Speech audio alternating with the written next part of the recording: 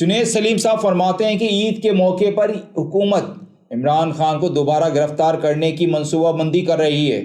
حکومت الیکشن کروائے۔ یہ چھوڑے چونچلا بازی ہے بھائی، گرفتار نہیں کر پاؤ گے عمران خان کو۔ کرنا ہوتا تو کتنے چونچلے کیے آپ نے، کتنی طاقتیں لگوا لی، رینجرز، پولیس، ہر چیز کر پائے نہیں۔ مطلب وہی کہ دوبارہ زمان پارک ایپیسوڈ کروانے کی تیاری ہے۔ پتہ نہیں کس پاگل کتے نے کاٹ لیا ہے موجودہ ڈمی رجیم اور ان کے ہینڈلرز کو۔ انہیں سمجھ ہی نہیں آ رہی کہ اگر یہ عوام کے ساتھ لڑیں گے تو خود اپنا بیڑا غرق کریں گے۔ بسم اللہ الرحمن الرحیم۔ السلام علیکم، میں عامر خان۔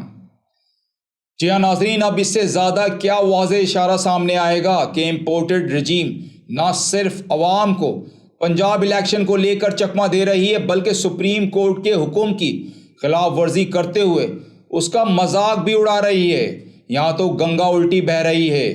امپورٹڈ رجیم کو کم سے کم سپریم کورٹ کے احکامات کو سیریس لینا چاہیے تھا۔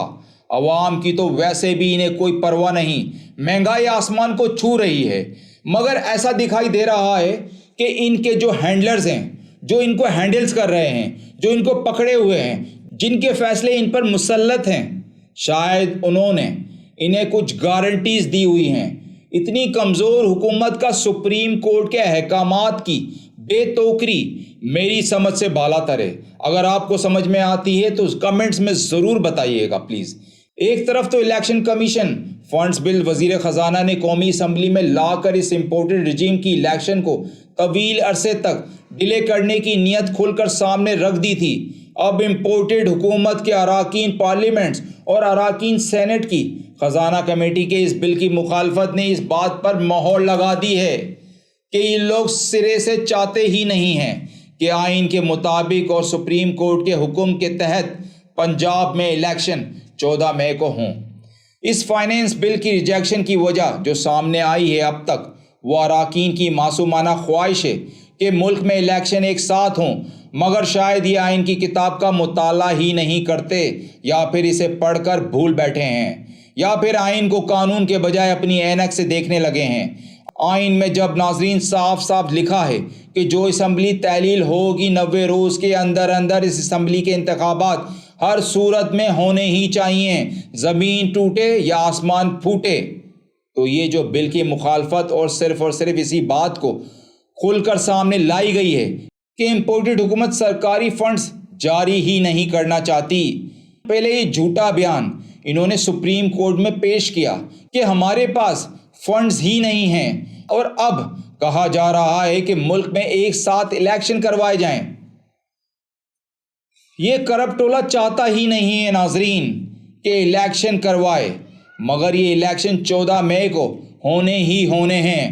سپریم کورٹ کے واضح حکم کے باوجود بات اتنی سی ہے کہ انہیں صرف 21-22 ارب روپے الیکشن کمیشن کو جاری کرنے کا کہا گیا تھا، جو حکومت کے لیے پینٹس کے برابر ہیں۔ جی ہاں، پینٹس کے، جتنی کی کرپشن ترقیاتی اسکیموں کے لیے فنڈز میں کی جاتی ہے، مگر یہ جو صورتحال سرکار نے پیدا کی ہے صرف اور صرف ان کی الیکشن کو نہ کرانے کی چال کے سوا کچھ نہیں۔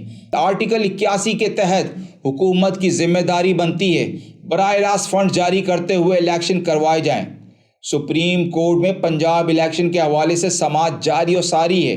اب دیکھنا ہے کہ حکومتی اراکین کی اس اقدام کے بعد سپریم کورٹ کیا ڈائریکشن دیتی ہے۔